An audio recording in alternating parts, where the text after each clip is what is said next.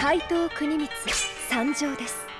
Oda Nobunaga was a general obsessed with unifying the fractured provinces of feudal Japan under his rule. Lord of Kiyosu and Gifu, commander of thousands. Kunimitsu, on the other hand, was only 18 years old, living with her mother in the small village of Tsushima, the illegitimate child Nobunaga chose to abandon. In Nobunaga's eyes, he had reasons he believed were just. Kunimitsu was born with blue eyes, something never seen before in Japan. Eyes that marked her as different, unnatural. To Nobunaga, she was not worthy of his blood. She was a demon child, and the woman who bore her was nothing more than a vessel of evil. His judgment poisoned the land he ruled. People refused Kunimitsu work. They turned their heads when she passed. They shunned her, mocked her, feared her. Only one person ever accepted her as she was. Her mother, a geisha working in Kyosu. That loneliness pushed Kunimitsu toward darker paths. Paths taken only to survive.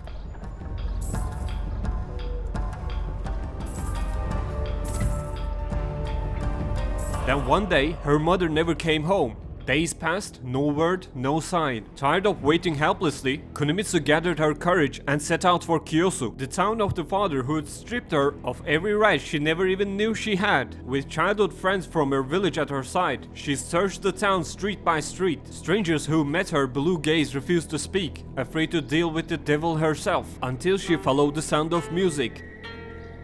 And it led her to an inn. The innkeeper barely looked at her face. His eyes traced her body instead. "If you're here to offer your services," he said coldly, "go upstairs." She hated the words, but it was the first time since arriving that anyone had spoken to her at all. Upstairs, a man greeted her, enjoying rice and sake behind a paper door. "Well, I'll be damned. You're her daughter. Your mother was a good woman." "What? You didn't know?"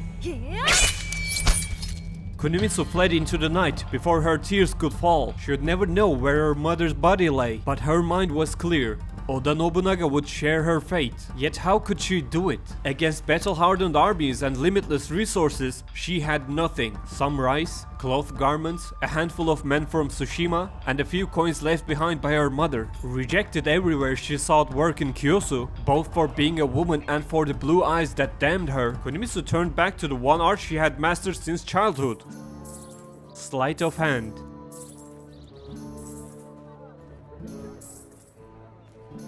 The people were poor. The money she earned barely fed her and paid her men, so she found another way. Ochimushagari. Ochimusha were defeated, fleeing samurai and generals. Ochimushagari were hunters, peasants, and monks who tracked them down, stripping armor, weapons, and valuables to sell. Kunimitsu didn't want to hunt the fallen. She wanted to hunt the hunters. The next day, she tracked a group of 7 and confronted them. They were prepared. Arrows flew. Her men weaved and closed the distance.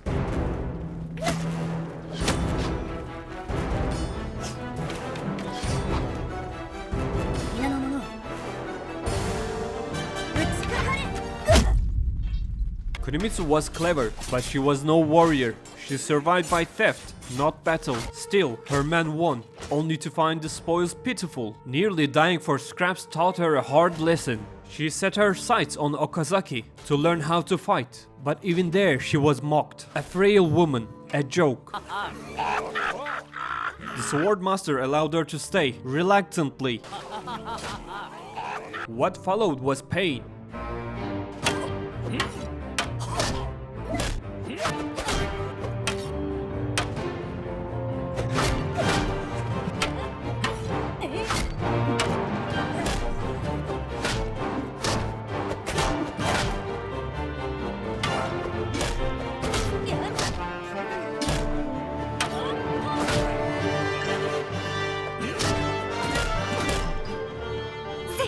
But eventually,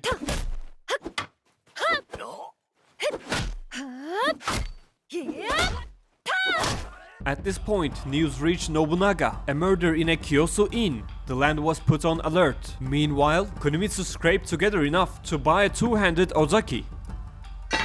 When she heard of a tournament in Hamamatsu, she didn't want to miss the opportunity. Her first fight showed promise.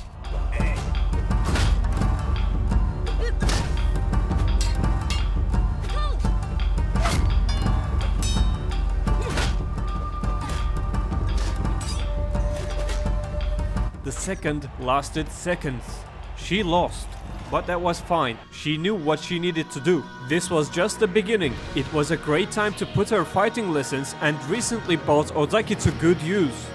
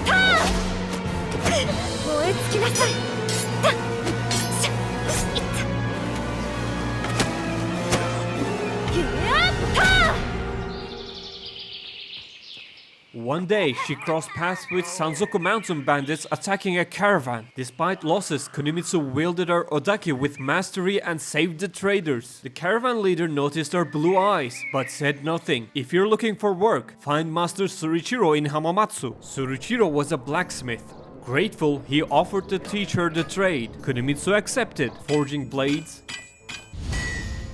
sleight of hand, killing bandits, recruiting men. It all helped, but it wasn't enough to challenge Nobunaga, so she struck the caravans that sustained Kiyosu and Gifu. While waiting in ambush near Okazaki, she met a lone man on the shore. A duel, wooden swords. If I win, your name will spread. If you lose, I'll make sure everyone knows how weak you are. She accepted.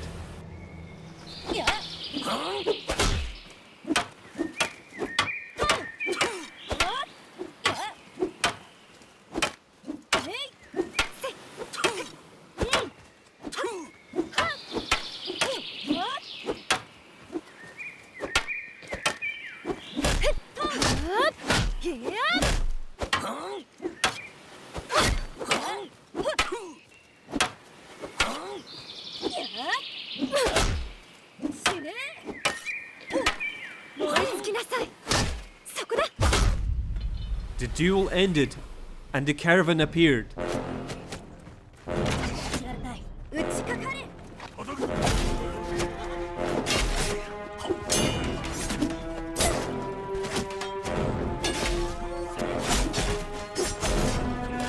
The ambush was swift.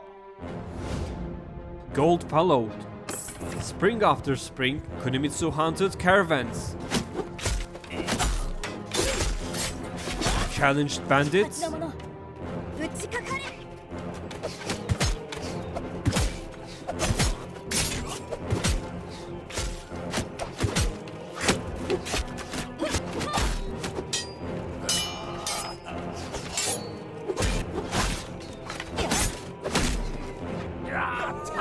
entered tournaments,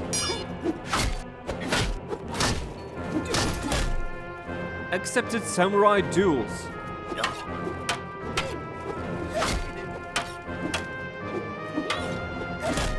it was exhausting, but it kept her focused. She was no longer the girl who left Tsushima. One evening, as Kunimitsu made her way to the inn to rest, a figure stepped into her path, Masanosuke, one of Hamamatsu's underworld leaders. He had heard of her exploits, of caravans falling silent, of men who never returned. He wanted to make use of her talents. Another gang was causing him trouble. If Kunimitsu helped eliminate them, there would be money and more work to follow. That night, Kunimitsu and Masanosuke moved through the darkness with their men.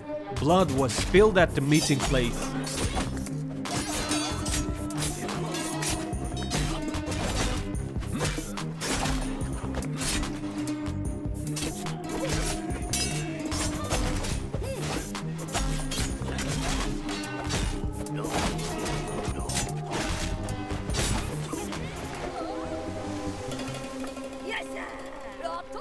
From that moment on, they worked together for a long time. They offered their protection to nearby villages. They broke bones in taverns, slipped into the castle treasuries and vanished with their gold. Kunimitsu's blacksmithing skill grew sharper by the day. The swords she forged brought more money than the ones she looted. As Matanosuke loosened the purse strings, Kunimitsu accepted dirtier and dirtier work, each job bringing her closer to her goal. Then came a new plan. Matanosuke had invested heavily in a caravan, but it wasn't turning a profit. Fortunately, he had signed an insurance contract with a generous indemnity. To claim it, however, the caravan had to disappear. Bandits hired by Matanosuke would raid it. Kunimitsu's task was to erase the bandits afterward, to silence the conspiracy and recover the money. But there was one problem. Kunimitsu's force consisted almost entirely of archers. The raiders were mounted cavalry. A direct battle in open terrain would be suicide. Luckily, the clash took place near the village of Kakegawa. Kunimitsu evened the odds with a single command, sending her archers into narrow alleys, crippling the horses' mobility.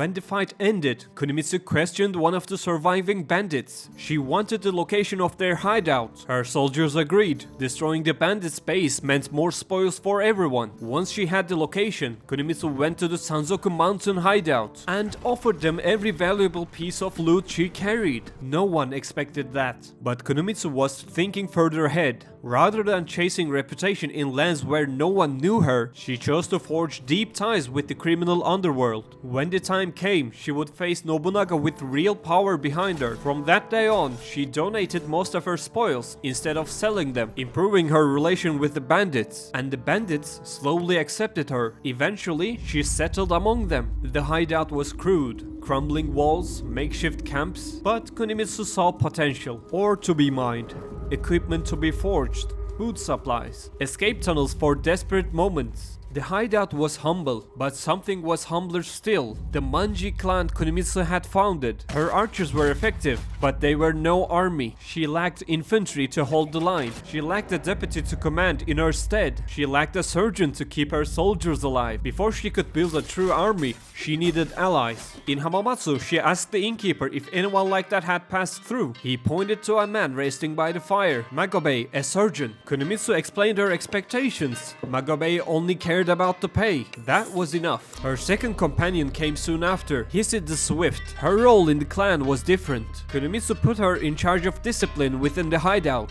Bandits couldn't be left unchecked after all. One day, Kunimitsu's men encountered a group of deserters, soldiers who had abandoned their army. She offered them surrender. They preferred death-tasting Sanzoku arrows. She couldn't bring herself to deny them. She even offered a gift, throwing kunai.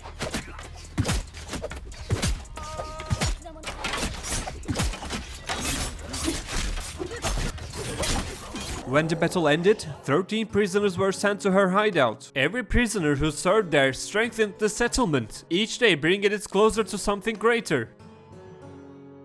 Then something unexpected happened. One of Kunimitsu's archers stepped forward. He had once served as a steward in another army and was willing to do so again. His name was Kintaro. Kunimitsu accepted without hesitation. The pieces were falling into place. As her forces grew, Kunimitsu crossed paths with another duel, one that sharpened both her blade and her mind before moving on.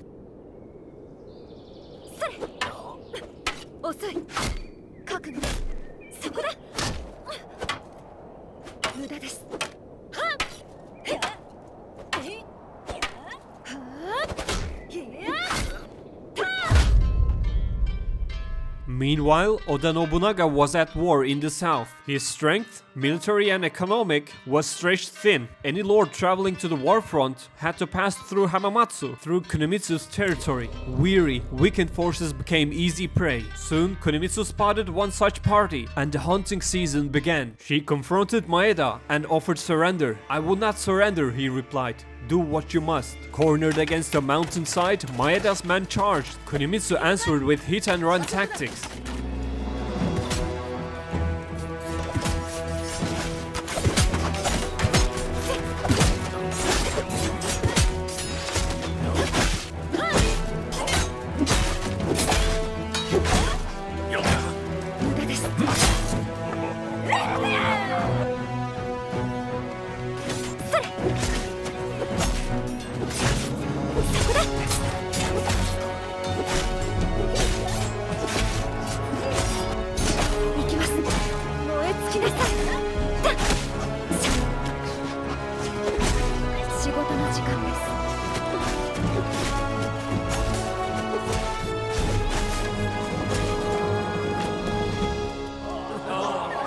Now a seasoned warrior, she captured the exhausted noble and his soldiers alive. They were sent to serve in the hideout. With every victory, Kunimitsu felt stronger, more independent. She severed all ties, challenging Matanosuke to a fistfight.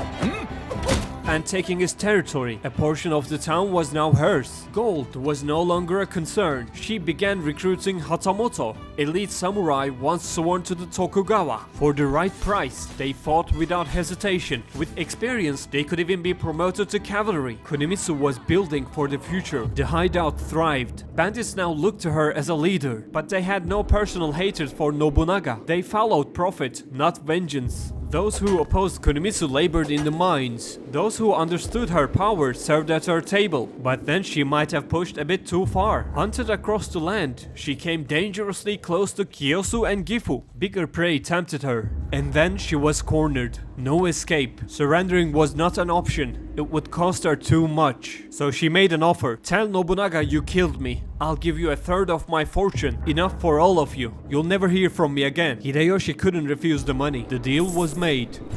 Kunimitsu vanished.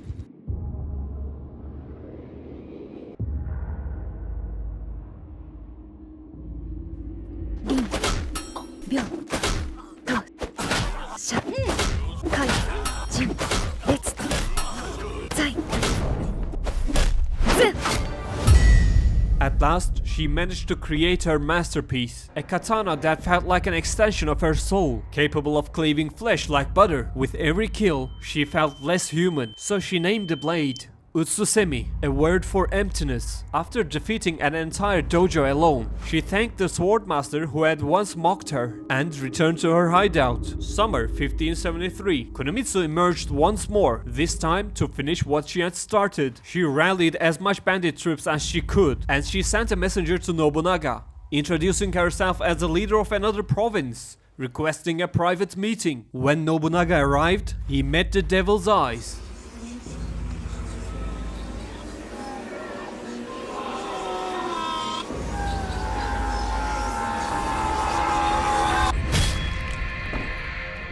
No one expected Nobunaga to fall so easily. He never stood a chance against Kunimitsu's suffocating bandit forces. But Kunimitsu feared not Nobunaga. She feared the armies that would follow.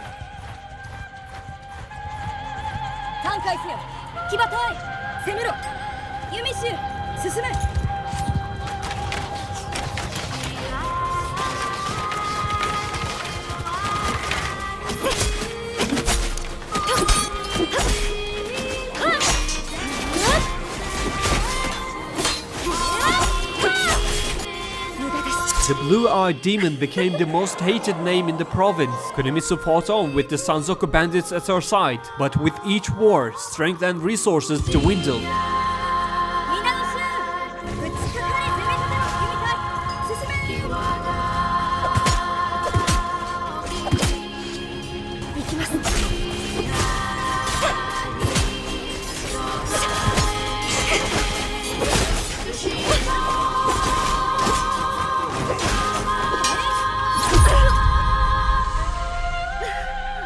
Retreat would have been wise, but a Naginata struck her down instead. Now, only the Hatamoto held the line.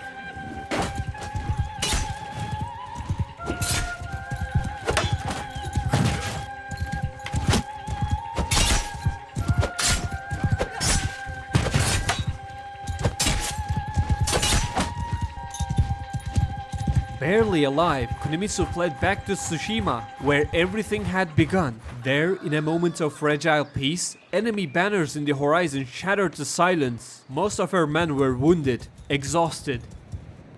Victory seemed impossible. She watched her men fall, with only a handful left. Kunimitsu drew Utsusemi maybe for the one last time.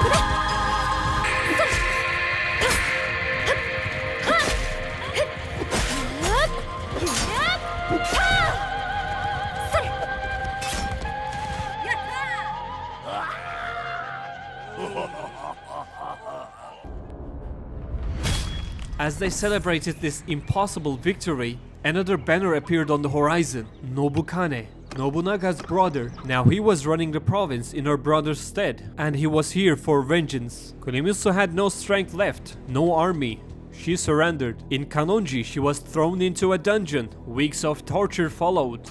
Kept alive on food barely enough to survive, because death would have been mercy. One day, wounded and diseased, she found an opening. Kunimitsu escaped. She outran her pursuers, until exhaustion forced her to collapse beneath a tree. And there, for the first time in years, she rested.